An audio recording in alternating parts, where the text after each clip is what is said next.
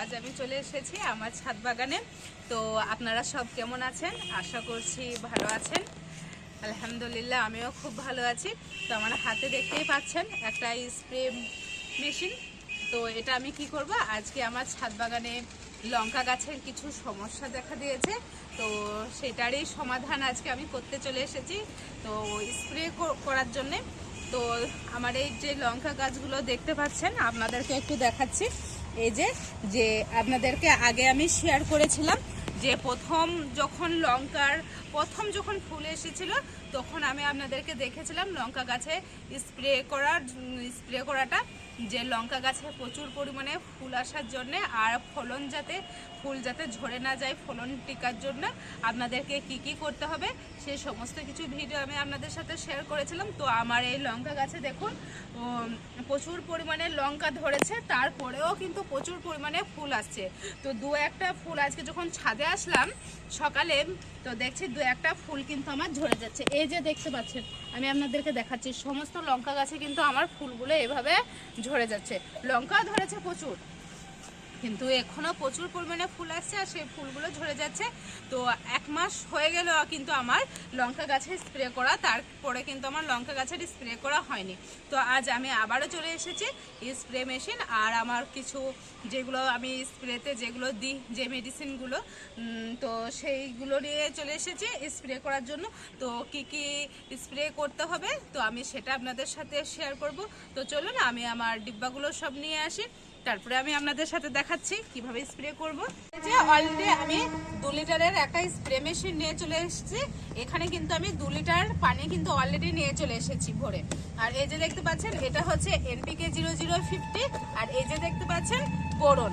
তো এটা আমি এই 2 লিটার জলে কিন্তু আমি 1 থেকে 1.5 চামচ মতো আমি দেবো NPK 0050। তো এই যে দেখতে পাচ্ছেন এটা আমি অলরেডি এখানে দিয়ে নিই। আপনারা দেখুন 1 চামচ মতো দিলাম আর জাস্ট হাফ, বললামই যে 1 থেকে 1.5 চামচ মতো দিবেন। তো এই গেল আপনার NPK 0050। আর এই যে দেখতে পাচ্ছেন এটা হচ্ছে আপনার বোরন। এই বোরনটাও কিন্তু আমি 1 থেকে 1.5 চামচ মতোই কিন্তু দেবো।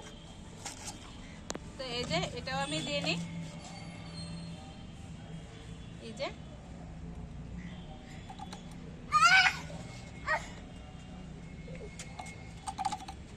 তো এই দুটো কিন্তু আমার ভালোভাবে দেওয়া হয়ে গেল। আর এই যে জায়েব চলে এসেছে দুষ্টমি করার জন্য।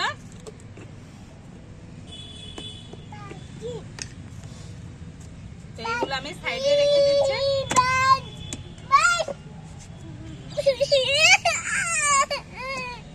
তো জায়েব কান্না করছে এইগুলো নেওয়ার জন্য। তো এই যে দেখতে পাচ্ছেন এখানে কিন্তু আমি নিয়ে নিচ্ছি। এবার আমি সুন্দরভাবে এই স্প্রে মেশিনটা স্প্রে করার জন্য কিন্তু সেট করে নিই, তারপর আমি আপনাদেরকে দেখাচ্ছি কিভাবে আমি স্প্রে করব। তো চলুন। তো এই যে দেখছো এটা আমি এবার যেহেতু আমার দেওয়া হয়ে গেছে, আমি সুন্দর করে এটা ঝাঁকড়িয়ে নিচ্ছি একবার। তো আপনারা এইভাবে ঝাঁকড়িয়ে নেবেন যাতে আপনাদের এই সমস্ত সারটা যেন মিক্স হয়ে যায় পানির সাথে। তো এটা ভালোভাবে ঝাঁকড়িয়ে নিয়েছি। তো এটা কিন্তু আমার স্প্রে করার জন্য অলরেডি রেডি হয়ে গেছে। তো চলুন আমি স্প্রেটা করে নিই গাছগুলো। আর জায়েব আজকে খুবই দুষ্টামি করছে, ভিডিও মানে করতেই দিবে না, এই মানে ধরেছে ও। এইভাবে আমি সমস্ত গাছগুলো লঙ্কার গাছগুলোতে স্প্রে করে নেব। তো আপনাদের যাদের এই সমস্যাগুলো দেখা যাচ্ছে লঙ্কা গাছে ফুল ঝরে যাওয়া, তো আপনারা এইভাবে সুন্দর করে স্প্রে করে নেবেন, তাহলে দেখবেন আল্লাহর রহমতে ফুল ঝরা কিন্তু কমে যাবে। তো এটা পারলে আপনারা 15 দিন অন্তর অন্তর বা 1 মাস অন্তর অন্তর এই স্প্রেটা করতে পারেন। তো দেখুন আমি এইভাবে সমস্ত গাছেই কিন্তু স্প্রে করে নেব।